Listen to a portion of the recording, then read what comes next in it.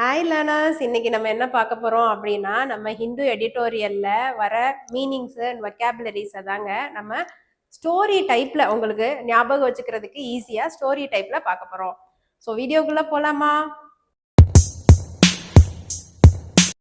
மதுரையில ராமு அண்ணான்னு ஒரு பெரிய ஃபார்மர் இருந்தாரு. அவரு பக்கத்து வீட்டு முருகன் மேல அலிகேஷன் சொன்னாரு. இதனால போலீஸ்ல கேஸும் ஃபைல் பண்ணாரு. ராமுவுக்கு நல்ல மகசூல் கொடுக்கற நிலம் அலாட் ஆயிடுச்சு. அதை டிராக்டர் மிஷின்ஸ் வச்சு ஆகுமெண்ட் பண்ணியிருந்தாரு. பொங்கலுக்குள்ள நல்ல விளைச்சல் கொண்டு வரணும்னு தான் இதை பண்ணாரு. முருகன் அண்ணா அவரோட சின்ன நிலத்தையும் அபேண்டனா விட்டுட்டு சென்னைக்கு போயிட்டாரு.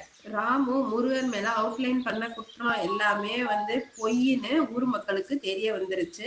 இந்த அவுட்ரேஜிங்னாலதான் முருகன் ஊரை விட்டு போயிட்டாருன்றதையும் மக்கள் புரிஞ்சுக்கிட்டாங்க. ராமு அவரோட தப்ப புரிஞ்சுக்கிட்டாரு. அப்ப பொங்கல் அப்ப விளைச்சலும் பயங்கரமா வந்திருந்தது. ஸோ விளைச்சல் பயங்கரமா அவுட் குரோத் ஆனதுனால அவரு எல்லாருக்கும் எப்பயும் கொடுக்கறத விட எக்ஸ்ட்ராவேவும் பங்கை பிரிச்சு கொடுத்தாரு.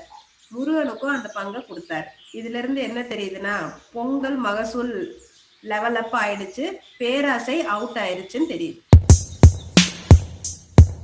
இங்கிலீஷ் வேர்ட்ஸுக்கான மீனிங்ஸ் பார்த்துடலாம். அலிகேஷன் அப்படின்னா பொய் குற்றச்சாட்டுன்னு அர்த்தங்க.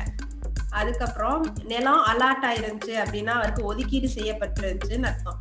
சின்ன நிலத்தை அபேண்டனா விட்டுட்டு போயிட்டாங்க அப்படின்னு இருந்துச்சு, யாரும் கவனிக்க ஆள் இல்லாம அப்படியே விட்டுட்டு போயிடுறது. அதுக்கப்புறம் இந்த அவுட்ரேஜ்னாலதான் முருகன் ஊரை விட்டு போயிட்டாரு அப்படின்னு சொல்லியிருப்பாங்க.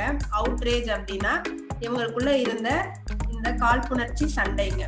அதுக்கப்புறம் அவரு சொன்ன குற்றச்சாட்டுகள் அப்படின்றதான் அவர் அவுட்லைன் பண்ண குற்றச்சாட்டுகள்னு அர்த்தங்க. ஸோ அவுட்லைன் அப்படின்னா லிஸ்ட் போடுறதுன்னு அர்த்தம். அதோட மகசூல் அளவுக்கு அதிகமா நல்லா வந்துருந்துச்சு அப்படின்னா அவுட் பர்ஃபார்ம் பண்ணிருந்துச்சு, இல்ல அவுட் க்ரோத் பண்ணிருந்துச்சுன்றது மீனிங். இன்னைக்கு நம்ம படிச்ச வெக்காபுலரிஸ் உங்களுக்கு யூஸ்ஃபுல்லா இருந்துச்சா? வேற ஏதாவது வெக்காபுலரிஸ் உங்களுக்கு ஞாபகம் வச்சுக்கிற கஷ்டமா இருக்கா?